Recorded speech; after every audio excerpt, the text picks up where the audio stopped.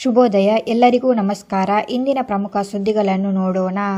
Dubai air ಶೋನಲ್ಲಿ Tejas jet ಅಪಘಾತ. Dubai air ಶೋನಲ್ಲಿ ಪ್ರದರ್ಶನಕ್ಕೆ ತೆರಳಿದ್ದ ಭಾರತದ ತೇಜಸ್ ಯುದ್ಧ ವಿಮಾನ ಇಂದು ವಿಚಿತ್ರವಾಗಿ ನಿಯಂತ್ರಣ ತಪ್ಪಿ ಭಾರೀ ಅಪಘಾತಕ್ಕೊಳಗಾಯಿತು.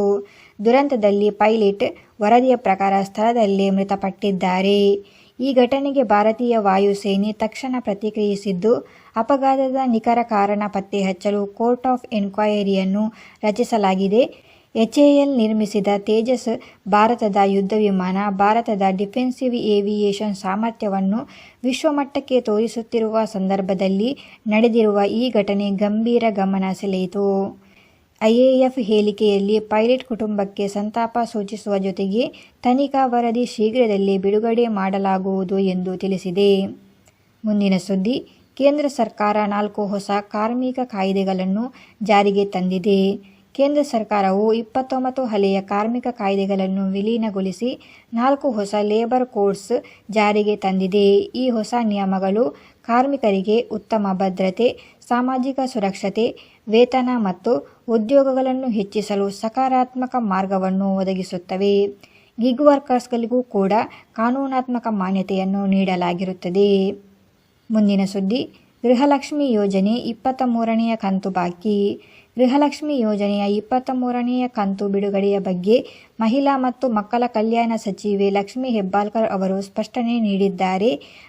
ಅವರ ಪ್ರಕಾರ ಕೆಲವು ತಾಂತ್ರಿಕ ಪ್ರಕ್ರಿಯೆಗಳು ಇನ್ನೂ ಪೂರ್ಣವಾಗದ ಕಾರಣ ಕಂತು ಬಿಡುಗಡೆ ಸ್ವಲ್ಪ ವಿಳಂಬವಾಗಿದೆ. ಅರ್ಹ ಫಲಾನುಭವಿಗಳ ಸೆಪ್ಟೆಂಬರ್ ತಿಂಗಳ 23ನೇ ಕಂತಿನ ಹಣ ಬಿಡುಗಡೆಗೆ ಕ್ರಮವಹಿಸಲಾಗಿದ್ದು, 1 ವಾರದಲ್ಲಿ ಅಥವಾ ನವೆಂಬರ್ 28ರ ಒಳಗಾಗಿ ಹಣ ಬಿಡುಗಡೆಯಾಗಲಿದೆ ಎಂದು ತಿಳಿಸಿದ್ದಾರೆ. ಮುಂದಿನ ಸುದ್ದಿ. ಕಾಂಗ್ರೆಸ್ ಶಾಸಕರು ಎಲ್ಲರೂ ನನ್ನವರೇ ಎಂದು DK ಶಿವಕುಮಾರ್ ಸ್ಪಷ್ಟನೆ. ನಮ್ಮ ರಾಜ್ಯದ ಉಪಮುಖ್ಯಮಂತ್ರಿಯಾಗಿರುವ DK ಶಿವಕುಮಾರ್ ಅವರು ಪಕ್ಷದೊಳಗಿನ ಗುಂಪು ರಾಜಕೀಯ ಆರೋಪಗಳನ್ನು ಖಂಡಿಸಿ ರಾಜ್ಯದ ಎಲ್ಲ 140 ಕಾಂಗ್ರೆಸ್ ಶಾಸಕರು ತಮ್ಮೊಂದಿಗೆ ಇದ್ದಾರೆ ಎಂದು ಹೇಳಿದರು. ಪಕ್ಷದಲ್ಲಿ ಯಾವುದೇ ಒಳಗುಂಪುಗಳಿಲ್ಲ ಎಂಬುದನ್ನು ಅವರು ಪುನರುಚ್ಚರಿಸಿ ನಾಯಕತ್ವದ ಮೇಲೆ ಸಂಪೂರ್ಣ ಏಕತೆ ಇದೆ ಎಂದು ತಿಳಿಸಿದ್ದರು. ಈ ಹೇಳಿಕೆ ಪಕ್ಷದೊಳಗಿನ ಅಸಮ್ಮತಿ ಚರ್ಚೆಗೆ ಸ್ಪಷ್ಟ ಉತ್ತರವಾಗಿದೆ. ಮುಂದಿನ ಸುದ್ದಿ.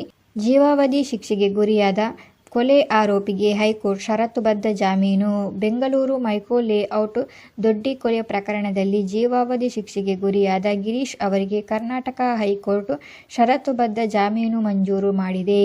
ನ್ಯಾಯಾಲಯಕ್ಕೆ ಸಲ್ಲಿಸಿ ಬಂದ ಮೇಲ್ಮನವಿ ವಿಚಾರಣೆಯಲ್ಲಿ ಸಾಕ್ಷ್ಯಾಧಾರೆಯ ಕೊರತೆಯನ್ನು ಗಮನಿಸಿದ ನ್ಯಾಯಮೂರ್ತಿ ವಿಭಾಗೀಯ ಪೀಠವು ಜಾಮೀನು ಅವಕಾಶವನ್ನು ನೀಡಿದೆ. ಇದಾಗಿತ್ತು ಇವತ್ತಿನ ಪ್ರಮುಖ ಸುದ್ದಿಗಳು. ಪ್ರತಿದಿನದ ಪ್ರಮುಖ ಸುದ್ದಿಗಳನ್ನು ನೋಡಲಿಕ್ಕೆ ನಮ್ಮ ಈ ಚಾನಲನ್ನು ಸಬ್ಸ್ಕ್ರೈಬ್ ಮಾಡಿ ಮತ್ತು ಈ ವಿಡಿಯೋ ನಿಮಗೆ ಇಷ್ಟವಾಗಿದ್ದಲ್ಲಿ ಒಂದು ಲೈಕ್ ಮಾಡಿ. Thank you.